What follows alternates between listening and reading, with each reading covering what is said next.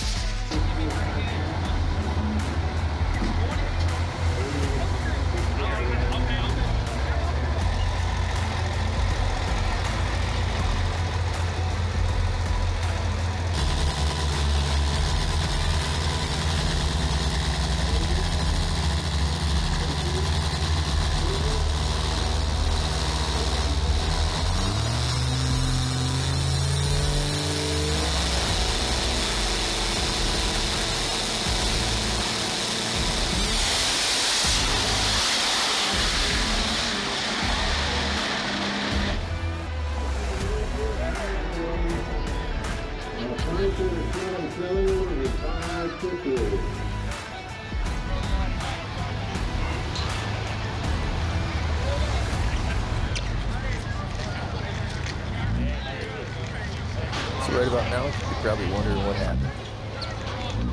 I got the win, but we were on fire.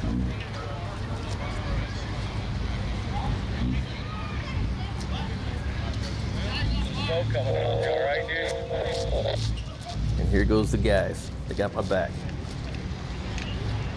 Seems like about once a year, something crazy happens. On this run, basically the transmission pump blew up. Basically the pressure pump that supplies all the fluid pressure to the trans blew up at the top end of the track, and then it got into our blanket and puked a bunch of trans fluid out into the blanket, and that kind of started flaming up a little bit. So got down to the end, jumped out real fast. Didn't really have time to radio the guys. I was out that fast. A little bit of flames underneath the truck, definitely some stanky transmission fluid smoke into our blanket that we have wrapped around everything to contain anything that would happen, for that very reason. One of the guys down track did have a fire extinguisher right at the end with the safety crew. Definitely hats off to those guys. So we got it taken care of, and we lived to race another day.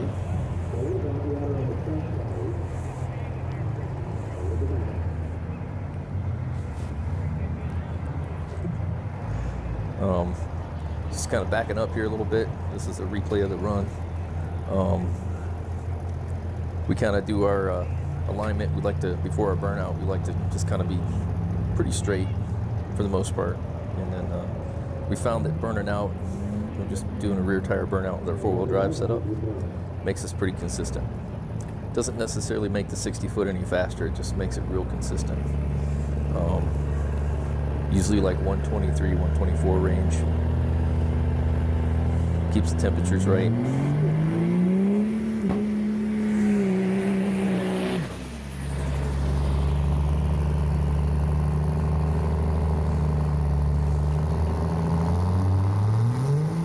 So basically, right about here, I'll put it in four-wheel drive.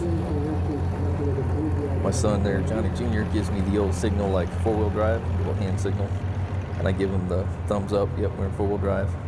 Sometimes it doesn't want to pop in four-wheel drive as smoothly as we'd like it to, so we have to back up and go back forward again to get it to pop in.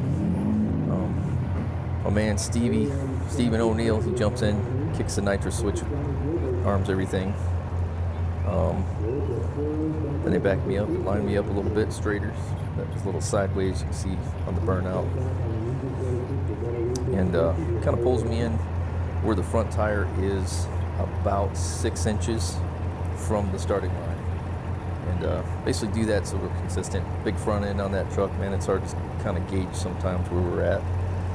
And then I'll just kind of sit there with my foot on the brake. I'll grab the trans brake and kind of warm this thing up a little bit.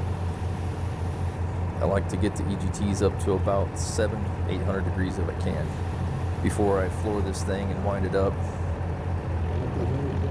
Usually right about now I'm looking over to see how the competitor's doing, if he's lining up, if he's warming up. So right there I'm bringing it up a little bit, get 700-800 degrees. I just kind of sit there for a minute, wait for the guy in the next lane, see if he's getting after it yet. We can spool up in about 2 seconds from the time I floor it. So right there I nailed it. It's on boost, bump, bump, ready to go.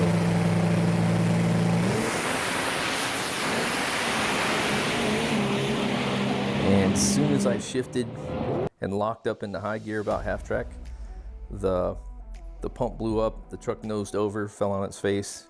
Luckily, we got the win on that one. If you guys like this content, have any questions you'd like us to continue, give us a thumbs up, drop some comments, let us know what you think.